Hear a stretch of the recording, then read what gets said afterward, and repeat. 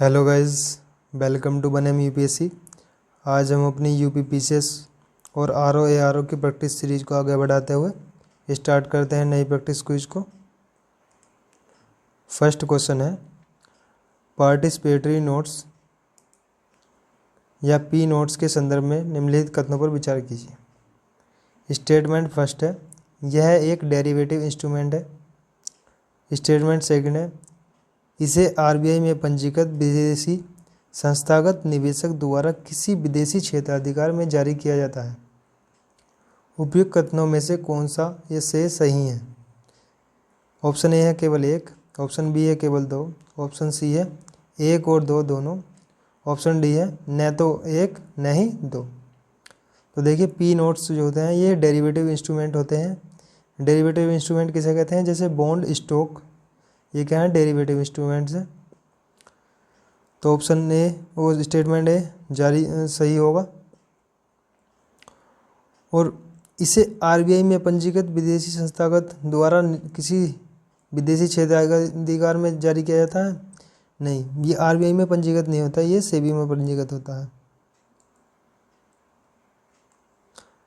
तो statement second गलत होगा, तो ऑप्शन नंबर ए इसका राइट आंसर होगा। नेक्स्ट क्वेश्चन, हाल ही में सुर्खियों में रही डकाल घोषणा संबंधित है। ऑप्शन ए है वैश्विक स्तर पर तपेदिक के उन्मूलन के लिए, ऑप्शन बी है साइबर सुरक्षा से, ऑप्शन सी है एड्स का वैश्विक उन्मूलन से, ऑप्शन डी है सड़क सुरक्षा से। तो देखिए, ये डकार घोषणा 2021 में साइन की गई थी और ये अफ्रीका के 21 देशों ने साइन की थी। ये किससे संबंधित है? सड़क सुरक्षा से संबंधित है। इसमें क्या है, 2021 से 2030 तक सड़क दुर्घटनाओं में होने वाली मौतों और हादसों को 50% तक कम करना है, इसका उद्देश्य है। तो ऑप्शन नंबर डी इसका राइट आंसर होगा, सड़क सुरक्षा से। नेक्स्ट क्वेश्चन,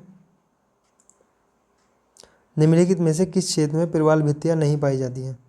ऑप्शन ए है कैम्बे की खाड़ी, ऑप्शन बी है मन्नार की खाड़ी, ऑप्शन डी है कच्छ की खाड़ी, ऑप्शन सी है कच्छ की खाड़ी, ऑप्शन डी है लक्षद्वीप और मिनी द्वीप।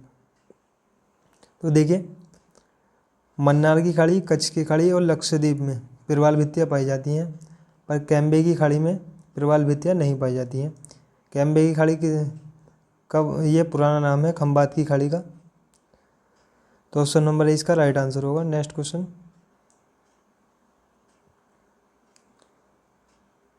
सूची 1 को सूची 2 के साथ सुमेलित कीजिए और सूचियों के नीचे दिए गए कोड का प्रयोग कर सही उत्तर चुनिए। सूची 1 जो है वो नगर से संबंधित है, सूची 2 जो है वो नदी से संबंधित है।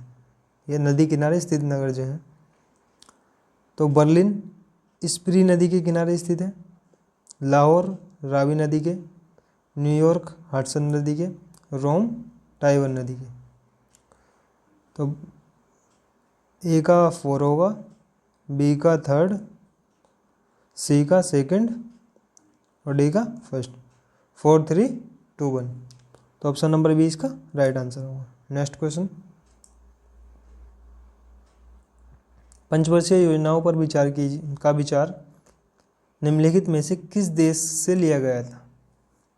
ऑप्शन ए है जापान, ऑप्शन बी है आयरलैंड, ऑप्शन सी है ऑस्ट्रेलिया, ऑप्शन डी है सोवियत संघ। तो देखिए, पंचवर्षीय योजनाओं का विचार जो लिया गया था वो सोवियत संघ से लिया गया था। तो ऑप्शन नंबर डी इसका राइट आंसर होगा।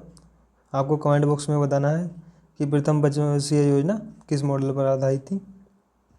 नेक्स्ट क्वेश्चन, पुष्यमित्र शुंग द्वारा 2 अश्वमेध यज्ञ किए जाने के बारे में जानकारी किस लेख से मिलती है? ऑप्शन ए है सारनाथ लेख, ऑप्शन बी है बेस नगर लेख, ऑप्शन सी है अयोध्या लेख, ऑप्शन डी है हाथी गुम्फा लेख। तो देखिए, सारनाथ लेख जो था वो अशोक से संबंधित था, बेस नगर लेख जो था वो किससे संबंधित था? हेरोडोटस से। अयोध्या लेख ये पुष्यमित्र शुंग से संबंधित है, इसके बारे में जानकारी मिलती है। और हाथी गुम्फा का अभिलेख किससे संबंधित था? राजा खारवेल से। तो ऑप्शन नंबर सी इसका राइट आंसर होगा। नेक्स्ट क्वेश्चन, ददनी प्रथा के संदर्भ में निम्नलिखित में से कौन सा कथन सही है? ऑप्शन ए है यह दक्षिण भारत में सती प्रथा का प्रचलित रूप थी।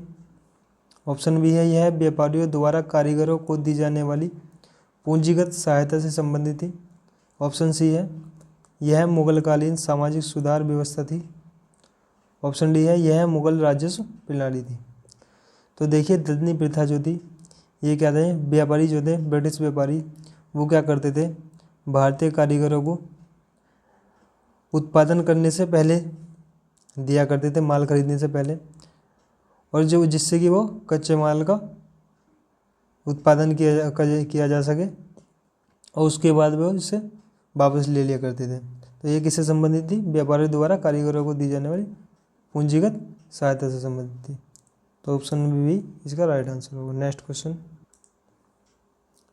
निम्नलिखित में से कौन से व्यक्ति भारत के राष्ट्रपति के निर्वाचन के लिए निर्वाचक मंडल में शामिल होते हैं,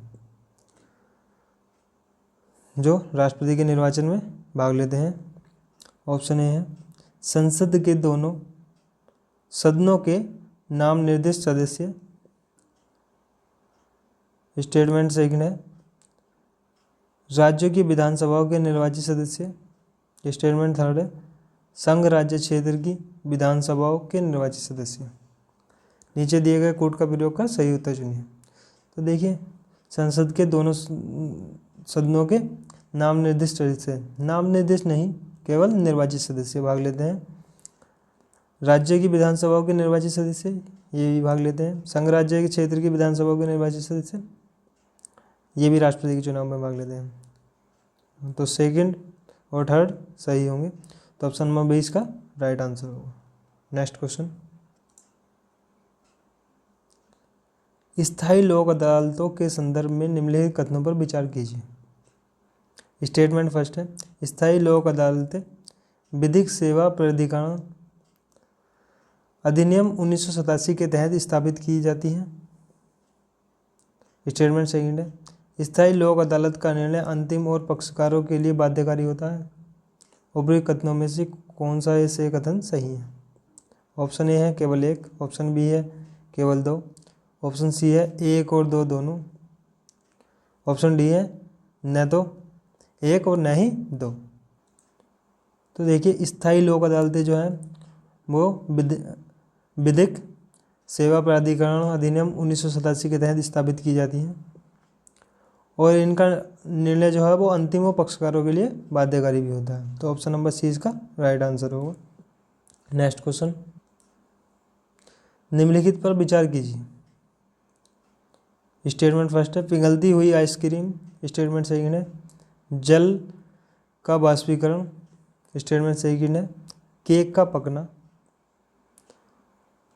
रासायन विज्ञान के संदर्भ में उपयुक्त में से कितने रासायनिक परिवर्तन हैं? तो देखिए रासायनिक परिवर्तन क्या है, जिनमें रासायनिक क्रिया होती है। तो पिघलती हुई बस वो आइसक्रीम ये क्या है, इसमें रासायनिक क्रिया नहीं। जल का बाष्पीकरण इसमें भी रासायनिक क्रिया नहीं। केक का पकना ये रासायनिक क्रिया है। तो कितने रासायनिक परिवर्तन है किसमें है? केवल थर्ड में। तो ऑप्शन नंबर ए इसका राइट आंसर होगा, केवल एक। थैंक यू गाइज, मिलते हैं नेक्स्ट वीडियो में।